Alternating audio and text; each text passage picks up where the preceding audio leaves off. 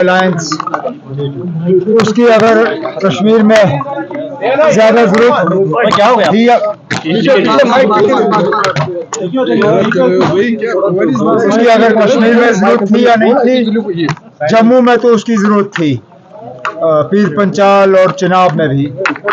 और हमारी कोशिश है कि बीजेपी के खिलाफ हम एक यूनाइटेड फ्रंट लेके खड़े हों और उन्हें कम से कम सीटें जो है जीतने का हम मौका दें।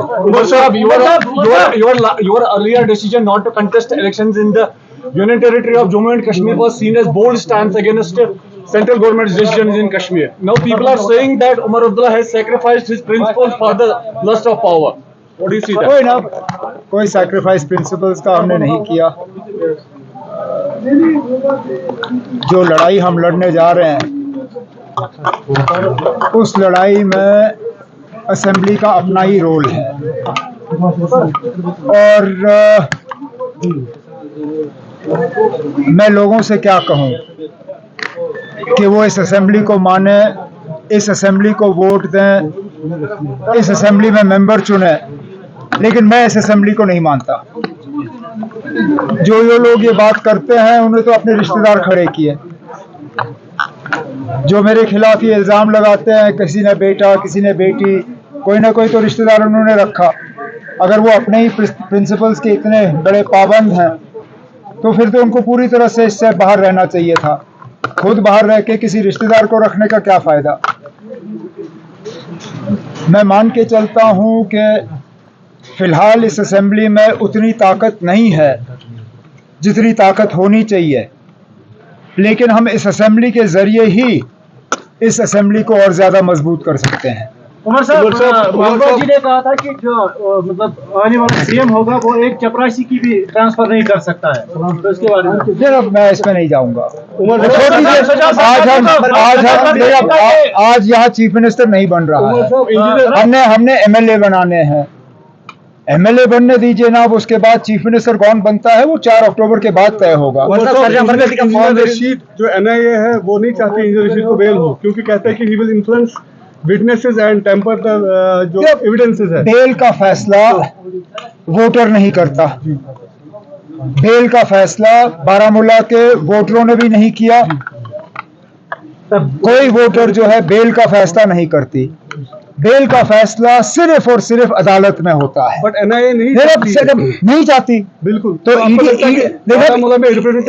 ईडी भी नहीं चाहती थी कि फारूक अब्दुल्ला के खिलाफ जो केस लगा है वो हट जाए, लेकिन अदालत ने फैसला किया और केस हटा। अब मामला अदालत के सामने है। उन्होंने अपना जजमेंट 4 तारीख तक रिजर्व किया है। जहां तक मैं जानता हूं, क्योंकि दिल्ली से कोई खबर जो है ज्यादा देर छुपी नहीं रहती, अंदर अंदर से बात बाहर आ ही जाती है।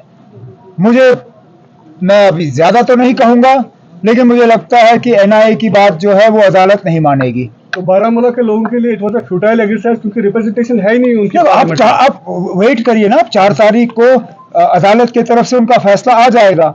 और जो मैं आपसे कह रहा हूं, मुझे तो लगता है कि 4 तारीख को एनआईए वाले जो हैं ईडी की तरह उनकी आर्ग्यूमेंट फेल हो जाएगी और अदालत का फैसला आप सबके सामने होगा। अब जाके अगर इंजीनियर साहब को छोड़ दिया जाता है तो क्या अदालत के तरफ से उनके ऊपर कोई रोक होगी, कोई रुकावट होगी, कोई स्ट्रिक्चर्स होंगे, वो हमें देखना होगा। मुझे बताएं ना, कौन सा कॉन्टेस्ट आसान होता है? लेकिन पीडीपी कोई इलेक्शन आसान नहीं होता। पीडीपी ने बशीर मीर को फील्ड किया यहाँ से। Don't you think this a challenge, because 2014 में बशीर मीर ने बहुत ही कम मार्जिन से हारा था। एक दिग्गज नेता कंगन से हारा।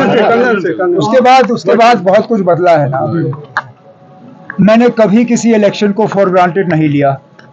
बारामूला के पार्लिमानी नतीजों के बाद तो मैं अब अगर लेता भी था थोड़ा बहुत तो बिल्कुल नहीं लेता हूं।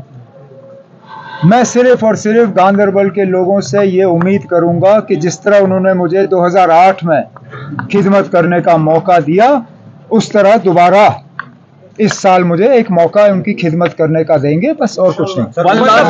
आप क्यों इसमें कर रहे हैं? 4 अक्टूबर के नतीजे आए नहीं, हुकूमत बनी नहीं, और आप पहले से ही गांदरबल के लोगों को ये शायद दिखाने की कोशिश कर रहे हो कि उनको रिप्रेजेंटेशन मिलेगी नहीं। गांदरबल के लोगों को एक चीफ मिनिस्टर नहीं, एक MLA मिलेगा, और ये मैं उनको यकीन